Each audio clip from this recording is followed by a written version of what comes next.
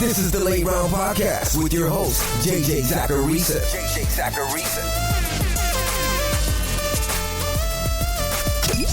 What's up, everyone? It's JJ Zacharisa, and in this episode 922 of the Late Round Fantasy Football Podcast, sponsored by Underdog. Thanks for tuning in. Underdog is the best place to play fantasy sports, and during October, Underdog is running a different promo every single day with Boosttober. If you sign up now, you not only get access to those promos, but you also get a deposit bonus and a free copy of my rest of season rankings. Those rankings are updated every Tuesday through the end of the fantasy season.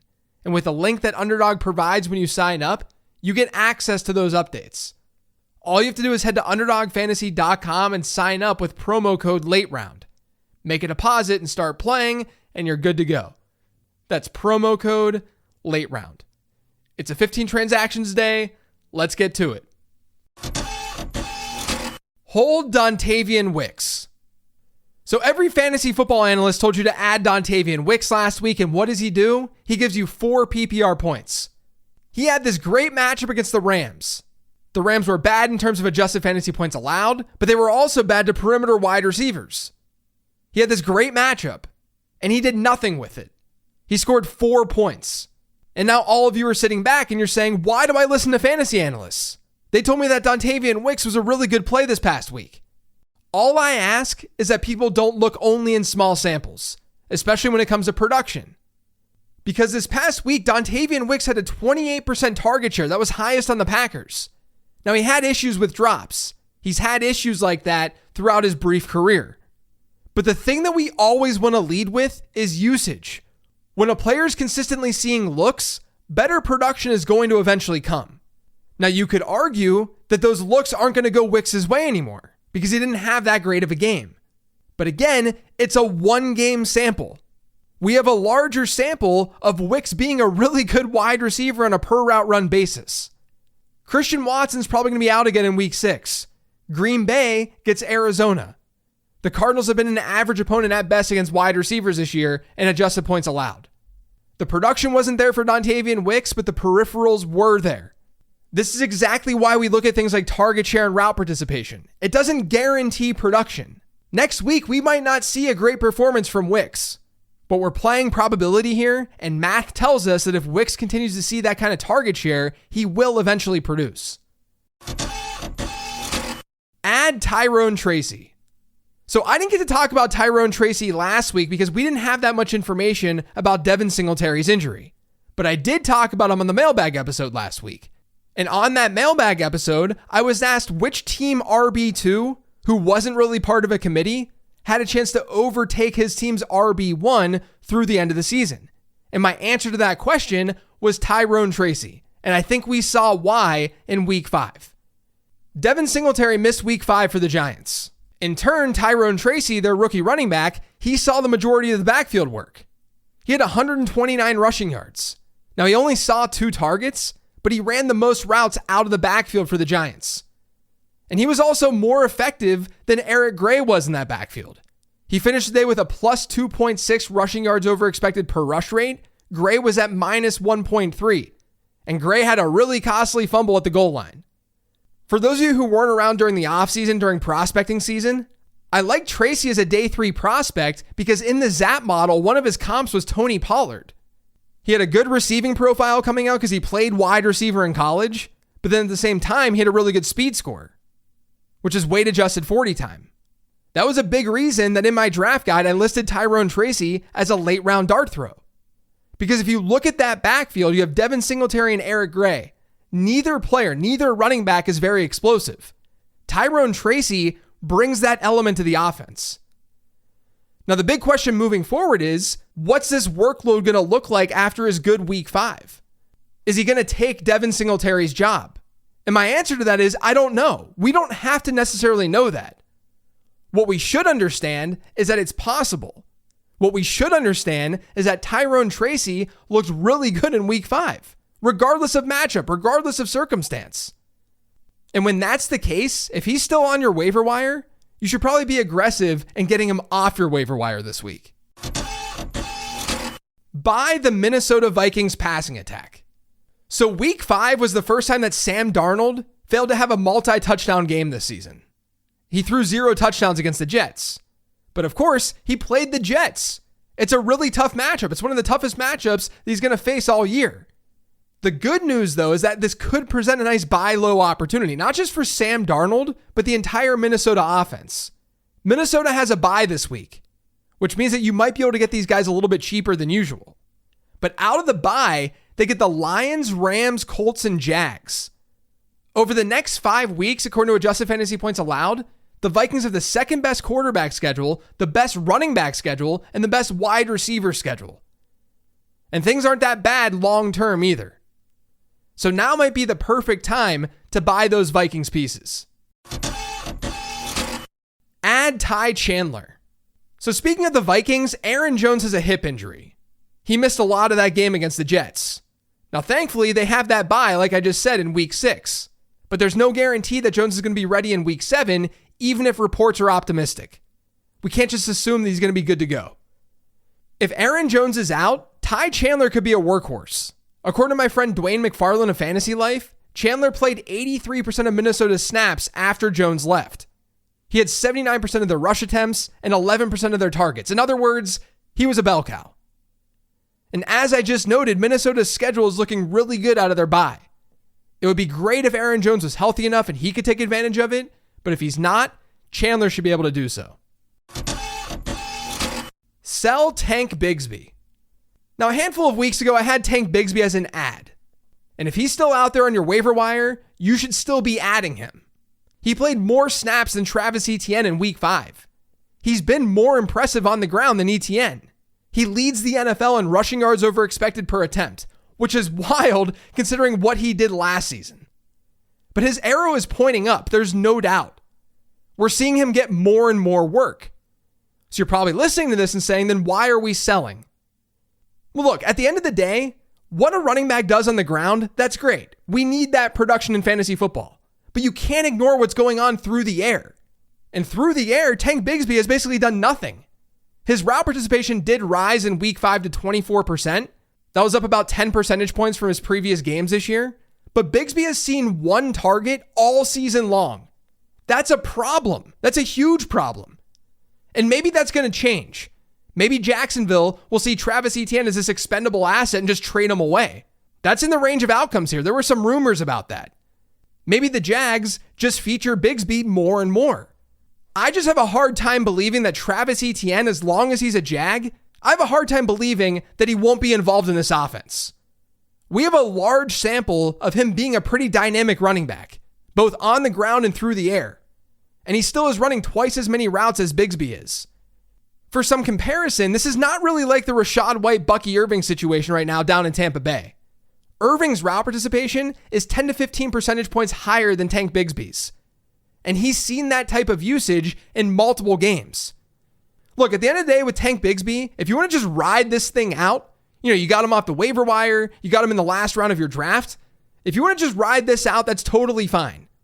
I'm just pointing out the fact that we can't ignore the receiving aspect with these running back profiles. It's unbelievably important. And it's why at this moment, I see him more of a handcuff than a super usable flex option or a low-end RB2. He does have upside if Travis Etienne were to get hurt. And maybe that's enough to hold on to him. But if someone in your league is really bullish, if someone in your league really does think that Tank Bigsby is going to take over this backfield, then I would trade Tank Bigsby to that manager.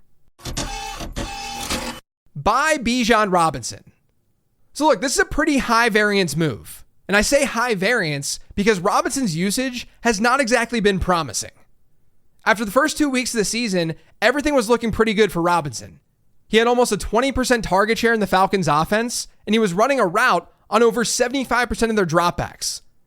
Like, regardless of what Tyler Algier was going to do on the ground and how much work he was going to steal, those pass catching peripherals, those were allowing Robinson to be a high-end RB1 in fantasy. But over the last 3 weeks, things have changed. His target shares have dropped. He's averaged a target share per game rate of just 8.2%. And unfortunately, that's coincided with a poorer route participation. His route participation has dropped by nearly 20 percentage points. Currently, today, that's a problem. It might not be long lasting, but it is a problem. And that's why this is not a very clear-cut situation. But if you need some volatility in your lineup, now might be the time to make a move. Because all those numbers that I just cited, they can change. The Falcons can take a step back and they can say, we need Bijan Robinson to run more routes. But also, if you look at my adjusted fantasy points allowed numbers, Atlanta's had a bottom 10 running back schedule to start the season. Moving forward, they don't have a bottom 10 schedule. Over their next 4 games, they get the Panthers, Seahawks, Buccaneers, and Cowboys. Those are 3+ matchups, including an awesome matchup here in week 6 against the Panthers. If Robinson blows up in this game, and they've been awful against running backs, if he blows up, then this potential buy window is going to close. So at the end of the day, this is not a slam dunk transaction. But if you want to invite more of a ceiling into your lineup, if you want to take on a little bit more risk and get that reward, then Bijan Robinson might be your guy. Buy Devon Anan. If you want to get even crazier than Bijan Robinson, you could look at Devon Anan. There are plenty of reasons to not do this. He's been one of the worst running backs in football from an efficiency standpoint, which is crazy considering what he did last year. It's like some Freaky Friday stuff with Devon Anan and Tank Bigsby. But Achan's also in concussion protocol right now. He left week 5's game with a concussion. So you have a concussed running back who's underperformed. That's not exactly the kind of player you want to trade for. But here's the thing, the Dolphins are on a bye this week. That's good timing with this concussion. And while we all have our takes on Tua Tagovailoa's brain health, according to Adam Schefter, he could very easily be back in week 8. Again, I'm not going to speculate whether that's a good thing or a bad thing. That's not my job. I'm not a doctor. We all hope for the best with Tua. The reporting, though, is that he might be back. And that means that Achan, hypothetically, has one more game to play until Tua is back. And that one game is against the Colts in week 7. And that's a team that ranks as a top 5 matchup for running backs by adjusted fantasy points allowed. That's assuming that Achan can get over this concussion. Now, there's obviously a much higher floor with someone like Bijan Robinson compared to Devon Anan.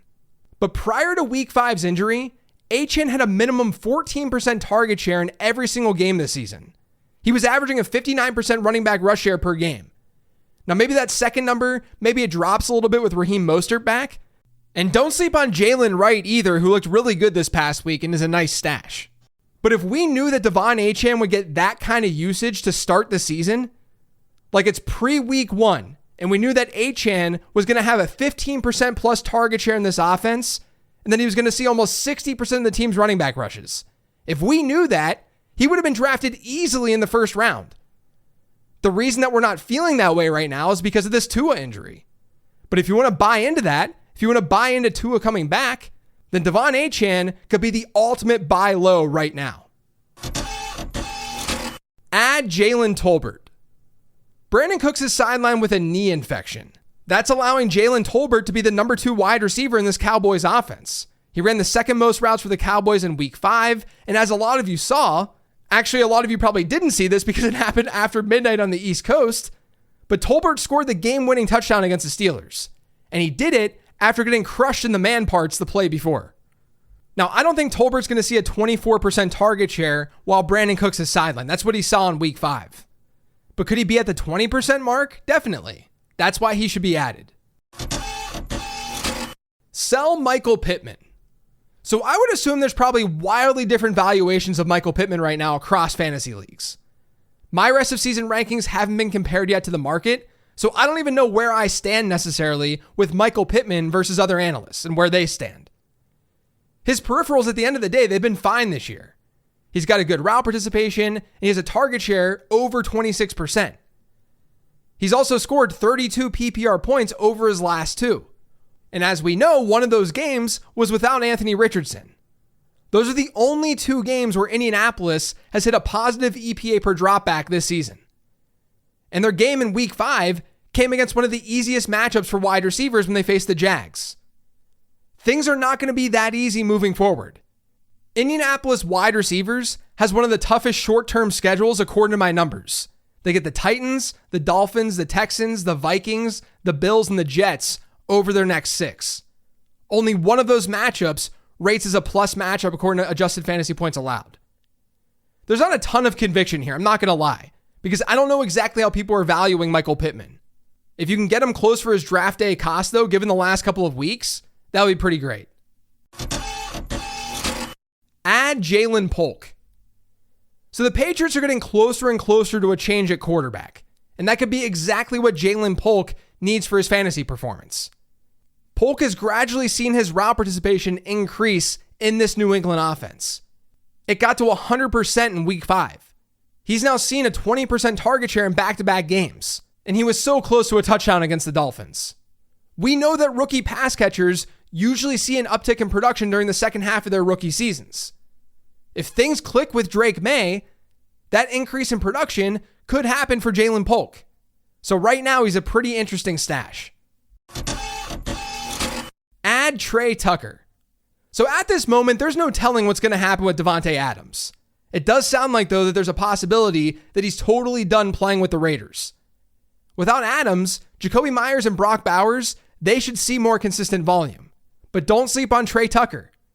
After 2 really strong performances in week 3 and 4, his production came crashing down to earth in a tough matchup in week 5 against the Broncos. But he clearly ran as the team's number 2 wide receiver. Look, coming out as a prospect, the Zap model didn't really love Tucker, but he does have some big playability. He's a pretty fun player to watch with the ball in his hands. So he's someone that you can roster in deeper formats. Buy Ladd McConkey. So I talked about McConkey a little bit on last week's mailbag episode. Basically, it comes down to this. We're buying into talent. The Chargers' upcoming schedule, it's not that great for wide receivers. But Ladd McConkey has been low-key impressive to start the season. The talent profile's there. He's seen a 27.3% target share this year. He's yet to fall below a 21% target share in a single game. And his yards per route run ranks just outside the top 20 across the league at wide receiver. That's pretty impressive for a rookie wideout. Like I just said with Ja'Lynn Polk, there's a lot of data that points to rookies having better second half of the season production versus first half. McConkey is already hitting on the right peripherals. Why not take a chance by sending someone on your bench to get a player like McConkey? Sell Kyler Murray. So Kyler Murray was a target of mine entering the season, and he's just been kind of fine. He's sitting as a mid-range QB1, and he's proven that rushing upside is still there. Just look at what he did against the 49ers this past week. Arizona's schedule, it's been pretty reasonable so far. It gets a lot more difficult over the next month or so. They get the Packers, Chargers, Dolphins, Bears, and Jets over their next 5. That lineup includes 4 bottom 6 matchups for quarterbacks by adjusted fantasy points allowed.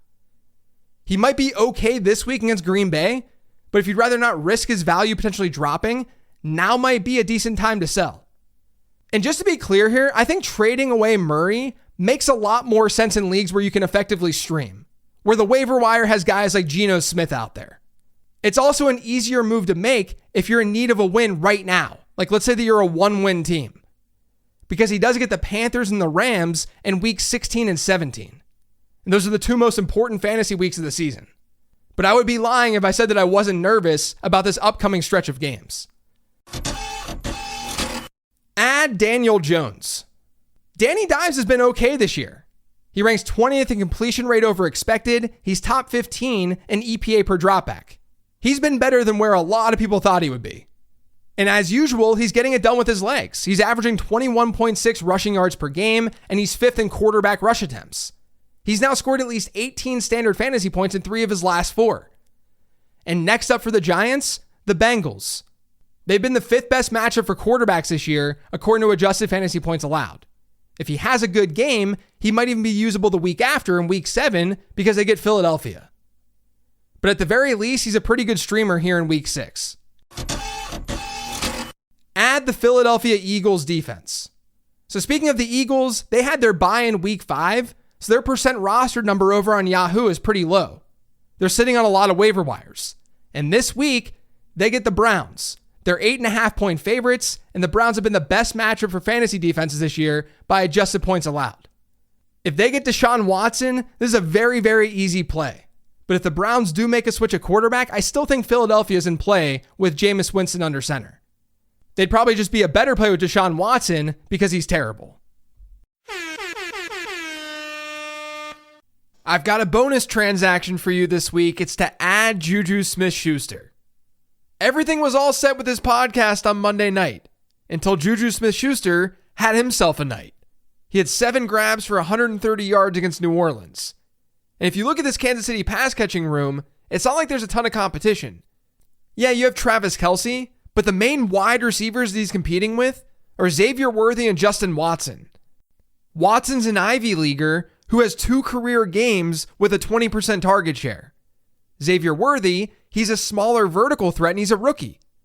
Just because of that, there's a chance that Juju Smith-Schuster is able to maintain this to some degree.